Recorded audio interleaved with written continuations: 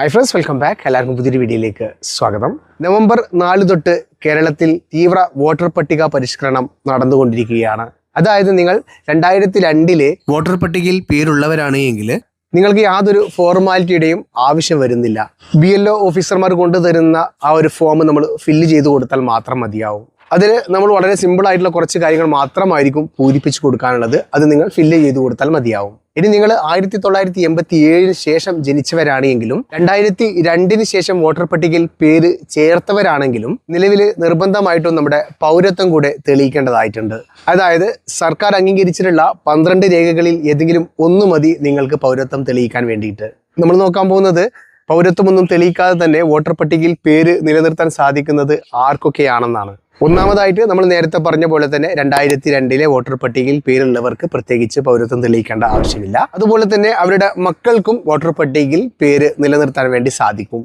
അത് എങ്ങനെയാണെന്ന് നോക്കാം നമുക്ക്. ഞാനിപ്പോൾ 2002 ശേഷമാണ് വോട്ടർ പട്ടികയിൽ പേര് നൽകിയിട്ടുള്ളത് എങ്കിൽ എൻ്റെ റിലേറ്റഡ് ആയിട്ടുള്ള ആരെങ്കിലും, അതായത് അച്ഛൻ, അമ്മ, മുത്തശ്ശി പോലെയുള്ള നമ്മുടെ ബന്ധത്തിൽപ്പെട്ട ആർക്കെങ്കിലും 2002 വോട്ടർ പട്ടിക ലിസ്റ്റിൽ പേരുണ്ട് എങ്കിൽ എനിക്ക് പൗരത്വം തെളിയിക്കേണ്ട ആവശ്യം വരുന്നില്ല. അവരുടെ വിവരങ്ങൾ നമുക്ക് കിട്ടുന്ന ആ ഫോമിൽ നമ്മൾ ഫില്ല് ചെയ്ത് കൊടുത്താൽ മതിയാവും. അപ്പോൾ അവരുടെ വിവരങ്ങൾ 2002 വോട്ടർ ലിസ്റ്റിൽ പേരുണ്ടോ എന്ന് നമ്മൾ പരിശോധിക്കേണ്ടതായിട്ടുണ്ട്. അതുപോലെ തന്നെ നമുക്കത് ഡൗൺലോഡ് ചെയ്തെടുക്കേണ്ടതായിട്ടും വരുന്നുണ്ട്. അപ്പം അതുമായി ബന്ധപ്പെട്ട കാര്യങ്ങളാണ് നമ്മൾ ഈ ഒരു വീഡിയോയിലൂടെ നോക്കാൻ പോകുന്നത്. അതായത് എങ്ങനെയാണ് ഈ ഒരു ഫോം നമുക്ക് ഡൗൺലോഡ് ചെയ്തെടുക്കാമെന്നാണ്. അപ്പോൾ നമുക്ക് വേണ്ടപ്പെട്ട ആൾക്കാർ, നമ്മൾ അച്ഛൻ, അമ്മ പോലെയുള്ള നമ്മുടെ ബന്ധത്തിൽപ്പെട്ട ആർക്കെങ്കിലും SIR ലിസ്റ്റിൽ 2002 പേരുണ്ടോ എന്ന് എങ്ങനെയാണ് നോക്കുന്നത് എന്ന് നോക്കാം നമുക്ക്. അപ്പോൾ ഇതെങ്ങനെയാണ് ഓപ്പൺ ചെയ്യുന്നതെന്നും അതിൽ കയറി എങ്ങനെ നമുക്ക് ചെക്ക് ചെയ്ത് നോക്കാമെന്ന് നോക്കാം. അപ്പോൾ ഇത് ഗവൺമെൻറ്റിൻ്റെ തന്നെ ഒരു വെബ്സൈറ്റ് ആണ്. ഈ ഒരു വെബ്സൈറ്റിൽ കയറിയിട്ട് എങ്ങനെയാണ് നമ്മുടെ ഡീറ്റെയിൽ നമ്മൾ ചെക്ക് ചെയ്ത് നോക്കുന്നത് എന്ന് ഈ ഒരു വീഡിയോയിലൂടെ നമുക്ക് മനസ്സിലാക്കാം.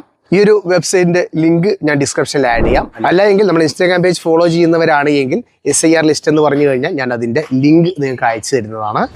നമുക്ക് ഈ വെബ്സൈറ്റ് ഓപ്പൺ ചെയ്ത് കഴിഞ്ഞാൽ തന്നെ ഇതുപോലെയായിരിക്കും കാണാൻ വേണ്ടി സാധിക്കുന്നത്. ഇത് വളരെ സിമ്പിളാണ്. നമുക്കിവിടെ ഡിസ്ട്രിക്ട് എന്ന് കാണാൻ വേണ്ടി സാധിക്കും. ഇവിടെ നമുക്ക് ഏതാണ് നമ്മൾ ഡിസ്ട്രിക്ട് എന്ന് ഇവിടെ സെലക്ട് ചെയ്ത് കൊടുക്കാം.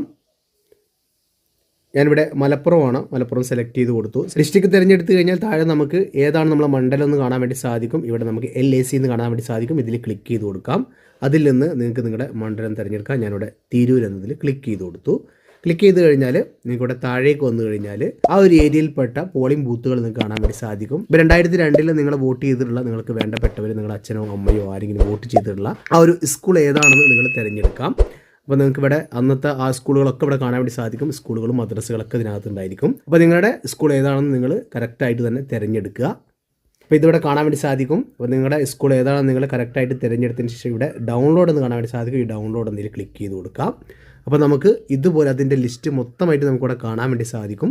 ആവശ്യമെങ്കിൽ നമുക്കിവിടെ ഡൗൺലോഡ് എന്ന് കാണാൻ വേണ്ടി സാധിക്കും. ഈ ഡൗൺലോഡ് എന്നതിൽ ക്ലിക്ക് ചെയ്ത് കഴിഞ്ഞാൽ നമ്മുടെ PDF ഫയൽ ഇവിടെ ഡൗൺലോഡ് ആയിട്ടുണ്ട്.